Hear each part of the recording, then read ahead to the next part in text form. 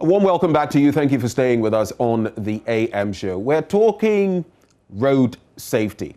Before this, we were talking, all those other activities that we'd like to talk about, the politics and all of that, but we can't do that if we're not alive. And that's why this morning we're digging into road safety matters with Henry Asumani, Senior Manager, Planning and Programs with the National Road Safety Authority. He joins us for a conversation. Of course, we know they are detailed within the framework to ensure regulation and ensure that certain things do work out on our roads. Mr. Asumani, a very good morning to you. Thank you for joining us for this conversation. Good morning. And we're also going to be taking, a look at some of the statistics from last year with regard to the carnage on our roads and how many people lost their lives. We'll be bringing you that so you can see the true picture on your screens. But Mr. Asumani, you would realize that, I don't know whether you followed this pattern, but it appears we have some good years when it comes to road safety, accidents and all of that, and then we seem to retrogress. In recent times, we've seen that incident where 5 people lost their lives, traveling from Kumasi to Boku. That was a very, sad incident. And only yesterday we saw this other one with 19 people losing their lives, 17 on the spot, 2 in a hospital. And interestingly, the drivers themselves lost their lives in that accident. What do you think is accounting for this uptick in accidents, especially in this first month of the year? Okay, thank you very much, and good morning to our viewers. Yes, this is some sad news that came in yesterday when we were all just waking up and we heard that there was an accident around the Buipe area where 17 people lost their lives on the spot and then 2 people died. And I sent condolences to the families of those who perished and those who got injured. I wish them well. Our road safety situation has always been that when we see things getting better, then it escalates again. But if you look at the 2020 statistics, where I see you reporting over 22,500 people have died, which is one of the worst years we have had, you realize that about 40% of these fatalities are people who were using motorcycles. When it comes to road safety and crashes, we have road user groups that we do different targeted campaigns for and targeted enforcement, whatever. Right. We have the pedestrian, we have the passenger, we have commercial, we have private drivers, then we have motorcycles. Previously, we used to have a lot of fatalities involving pedestrians, where we used to record about 42% of people dying as pedestrians, people walking by the side of the road. But for about the 10 years down the line, you realize that the pedestrian fatalities have been going down gradually, especially fatalities among school-going children. It's been going down. Passenger has also been going down. Passenger, bus occupants, so when we say we mean bus occupants and people who were in vehicles when the vehicles were involved in accident. It's also been going down, although we've been hearing news of, like yesterday, 19 people dying. If you collate the statistics at the end of the year, you realize that the fatalities involving passengers have been going down. So for passengers and pedestrians, we're looking at, some sort of a downward spiral. But when it comes to motorcycles, that's where the issue is. That's where the issue. Because if you let's go back to about 2010. In 2010, motorcycles were about the 4th contributor to fatalities. When we say 4th contributor to fatalities, when we have fatalities, we look at the numbers. And when you look at the numbers, you grade them, let's say pedestrian being the highest, passengers following, and that's how we grade. In 2010, motorcycles fatalities were about the 4th. 2020 statistics has shown that motorcycles is now first because they have contributed about 40% of road traffic fatalities. If you look at pedestrians, where we used to have an issue, they have, in 2020, it's about 30%, where they have, if you want absolute numbers, you realize that out of the 2,589 pedestrians involved were about 720. But motorcycle fatalities was about 1,056, which is about 40%. Out of the 2,589. Yes, yes. And when you do the mathematics, you're looking at upwards of 40%, about Yes. 40.78%. Yes. So you realize that in 2020, motorcycles have become the first contributor when it comes to fatalities on our roads. These are provisional statistics. Later when we get the result, but most of the time the disparity is not that much. So you realize that yes, motorcycles is now number one when it comes to contributor to fatal crashes. So I would say in the fight against road traffic crashes in Ghana, we are losing the war against motorcycles. And that is where we need to look at. We need to tackle that because if, as I said, all the other parameters are coming down, that is the one that has shot up. Okay. So you realize that if we've been able to tackle motorcycles, then overall, we would have been seeing a downward trend. So looking at what you just made mention of, it's apparent over the years, I mean, since 2010, the statistics you've been given, and even before that, the motorcycles are accounting for a lot of the carnage we find on our roads. But I also know that you have an arrest and train policy that you intend rolling out as an authority. Tell us a bit about that.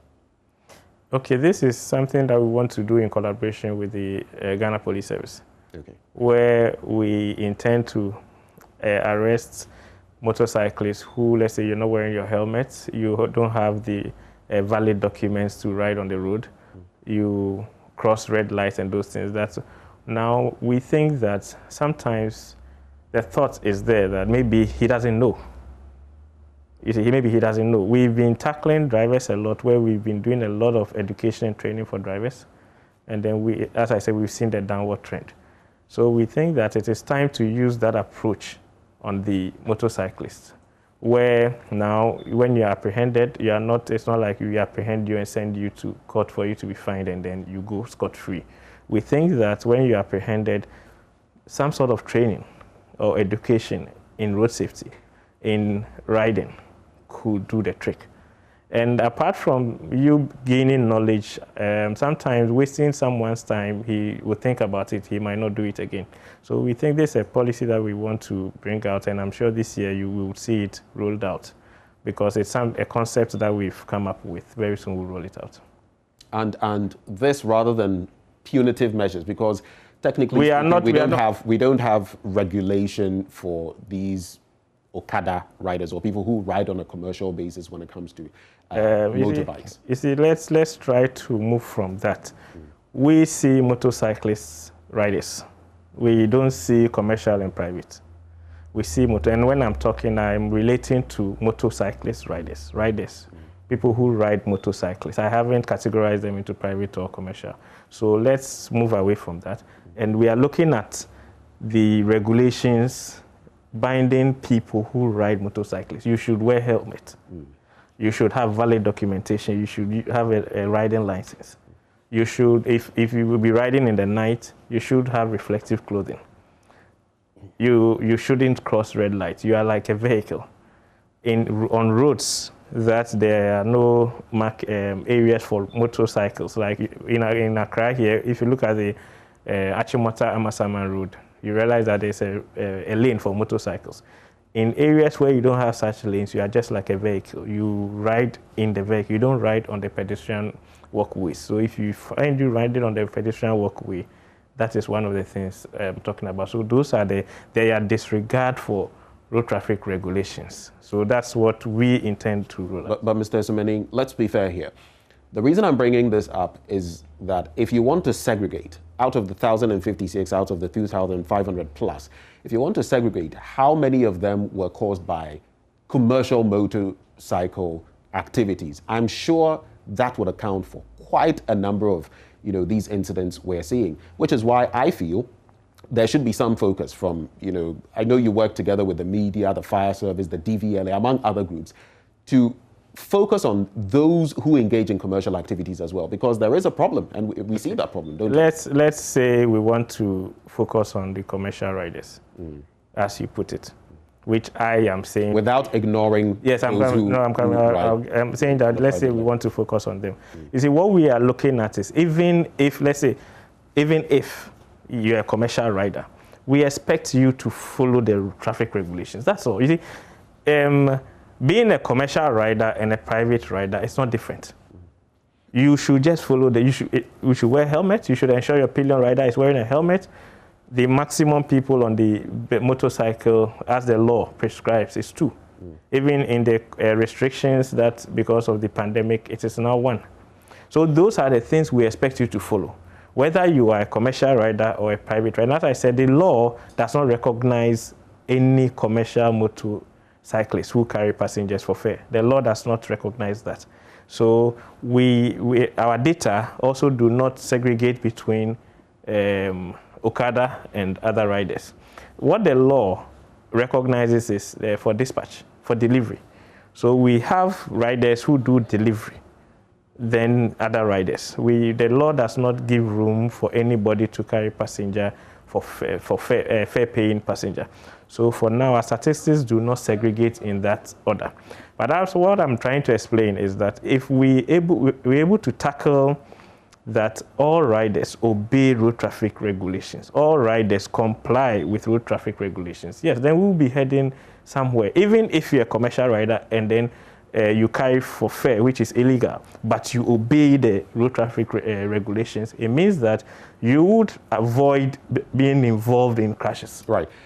This training, program that you're hoping to enforce when it comes to motorcycle riders, what are the timelines? What is the plan? Are you hoping maybe in the first quarter of this year or after? As I said, it's just a concept that has come up. We'll be rolling it out and we'll show the rollout plan.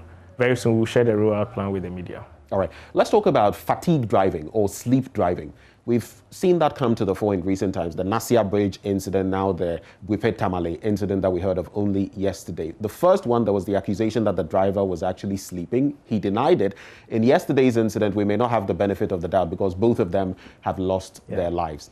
How are you addressing this issue? But yes, before I go to that, preliminary investigation has shown that yes, the driver was sleeping because some of the passengers confirmed that he was sleeping. And then he drifted off his lane. He wasn't overtaking. It was just these 2 buses on the road at that time. So he drifted, the one coming from Kumasi, drifted off his lane into the other lane, and that's where the accident happened. You see, when we talk about fatigue driving, people feel that it is something that might not happen. And I always even try to even move away from the commercial drivers because, yes, we know fatigue driving, they get tired. We don't see ourselves in it. So I bring it to the corporate world where you come to work 8 to 5. Then after 5, you need to go back home. You are driving back home. You see, you are already tired because you've been working the whole day. Before you step out, sometimes it's very refreshing to just walk around a little or just have a chit chat before you go. It refreshes you. Now let's center on yesterday what happened. The preliminary report suggests that the accident happened around midnight, just after midnight. The human body if you go into biology, you have a biological clock in you that makes you feel sleepy at night, and that is why we sleep at night. When it's dark, you sleep. So that one will make you feel sleepy around that time. One of the messages when it comes to fatigue driving that we spread across is that if you have to travel during the night, make sure you've had enough sleep during the day. That's the first thing. Now let's look at the second thing. Second thing is from Kumasi.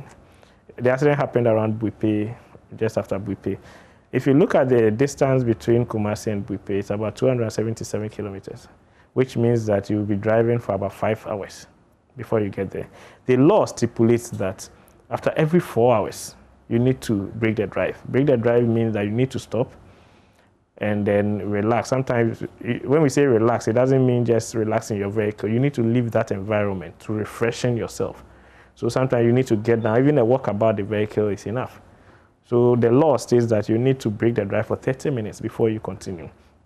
And as drivers, we know that even if you're driving and you feel that fatigue, even what 5 minutes of just a pause can do for you is amazing sometimes. Yeah, so I was just talking about the law. I was coming to advice from the National Road Safety Authority where we say that break the drive every 2 hours. So now let's say, assuming this driver who was going to Garu from Kumasi, upon reaching Buipe, as per the law, should have rested for 30 minutes.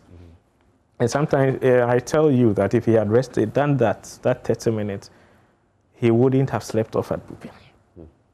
The authority also advises that every 2 hours, break the drive for 15 minutes. So it means that, let's say when you get to Techiman, you break the drive. When you get to after Kintampo, somewhere between Kintampo and Bupi, you break the drive. Then you realize that you still feel refreshed. And the law also says after 8 hours of driving, you should stop. 8 hours of driving within a 24-hour period, you should stop driving. If we look at this and then obey it, we realize that fatigue driving won't be something as predominant as it is now. So that brings me back to this point we always get to. I just want to hit the nail on the head.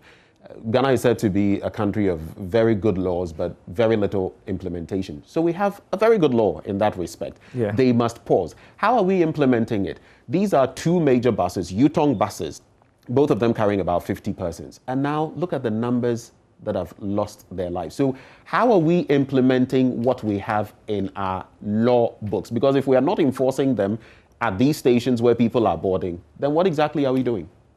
There has been a vacuum when it comes to road transportation in Ghana.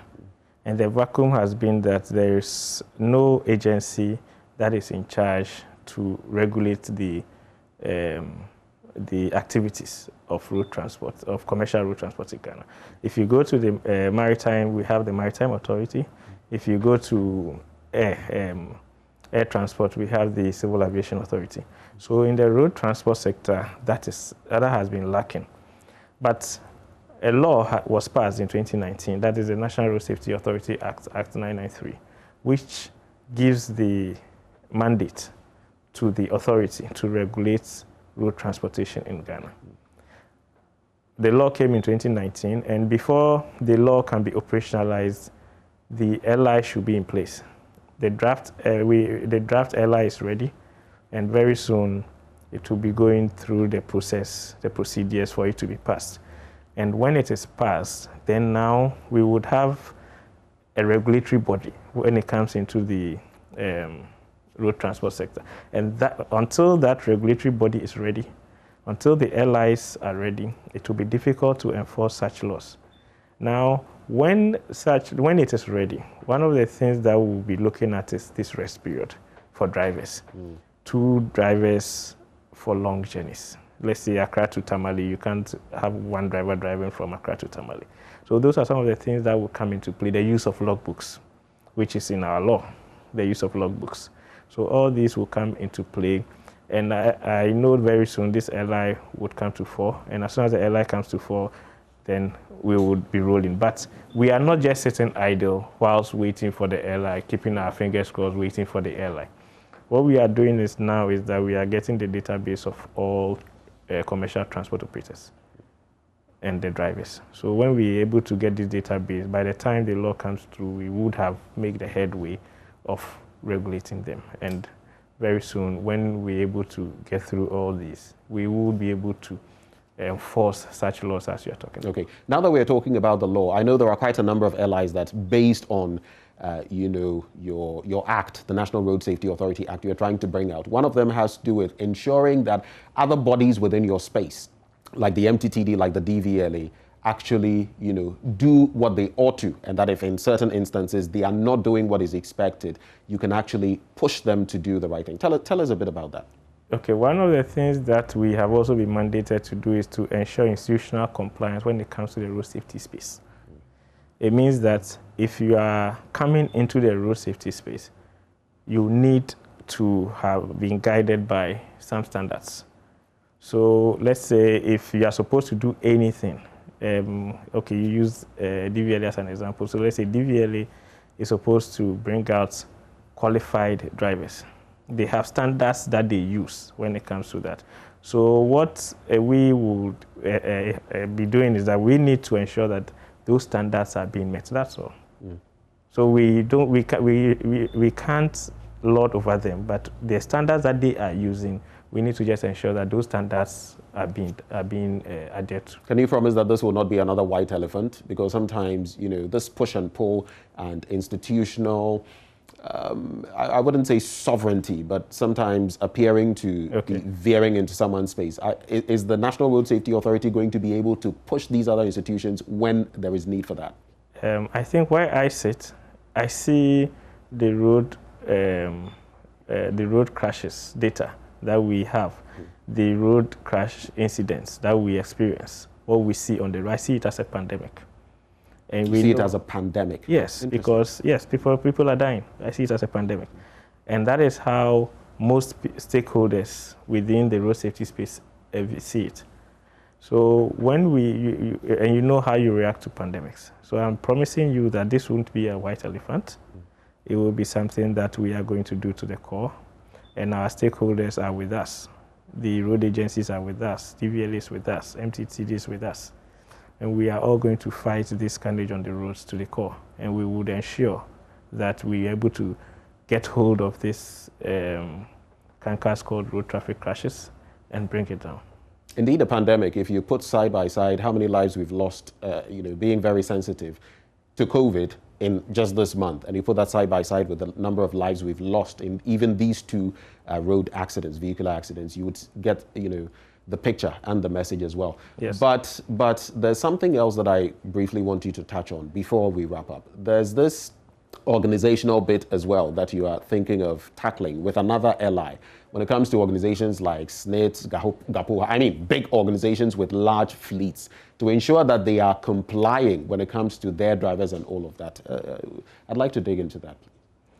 When you come into the road transport industry, there's something called fleet management. And fleet management means that you have a lot of fleets of vehicles. How are you managing them? So that's basically it. So we would ensure, if you are bringing that large fleet into the space, onto our roads, we need to know how you are managing that fleet. That's it. They are all contained in the one LI, not different LIs. It's just one LI that they are all contained in. How much of a problem is it when it comes to maintenance issues resulting in some of the accidents we're seeing? From the NRSA's standpoint, what are you seeing? What's the picture? You see, let's say if there's an accident and then the resultant is that there was a brake failure, it becomes a maintenance issue because the brakes do not just go off. When brakes are maintained properly, they do not fail. I have a philosophy which I say that the brakes never fail you. You failed the brakes because even before it would go off, it would have prompted you. So if you had checked it, you wouldn't have had that brake failure. So that's just one example that I can give for now. So if you maintain your vehicle well, you would not have such things as brake failures. You would not have such things as breaking down vehicle on the roads. So the weather is changing. Yes, yes. We expect the Harmattan or something of the sort coming through. What should drivers be looking out for in a period like this? Yeah, that's true. I think the weather, it's now on and off. Sometimes Harmattan comes, it doesn't come. But when we are going into Harmattan like that, it's very foggy, especially early in the morning. So you need to take extra precautions because visibility becomes poor. We say there's poor visibility when it's raining, there's poor visibility when it's foggy. So we need to take extra precautions and make sure that we drive according to our environment. I always say that drive to what you can see.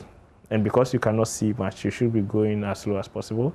And then you make sure that your lights are on for oncoming vehicles to see that there's a vehicle coming.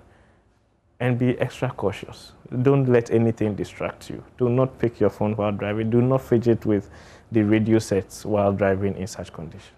Finally, Mr. Asumani, as we wrap up, I just want you to let us look at the data very briefly.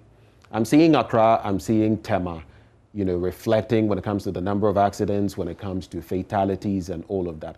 Just break it down for us in about a minute. What is the picture and what should we be doing in different parts of the country based on what the data says to forestall further accidents? Okay. Statistics, road traffic data has shown that most of the times, the most accidents happen in the Greater Accra region. But we record a lot of fatalities in Eastern and then Ashanti regions. And about 70 to 80% of crashes, of fatalities, are from the Greater Accra, Eastern, Ashanti, Central, and Western regions. So just these few regions account for about 70% of our fatalities that we experience on our roads. And it shows because you realize that there's a lot of activities going on down south than up north. So that is why we have such data. So this, the southern regions contribute a lot more to the fatalities than the northern. And that reflects the picture from last year. Yes, but I said this is provisional, so you are not able to get those. But when the research data comes out, then we will get such data. But if you look at the trend from all those years up to 2019, you realize that yes, that's how it is. Mr. Asumaning, we're grateful for your time, and of course we're praying that all those hurdles you're facing, and of course even the allies that based on your act you're hoping to get into force, will actually happen, and that we'll see much better on our roads. Thank you. Henry Asumaning is Senior Manager Planning and Programs at the National Road Safety Authority, and he joined us this morning for this discussion. Remember to drive safe and stay alive. We're going to take a bit of a break. When we return, we come your way with Showbiz. Do stay with us.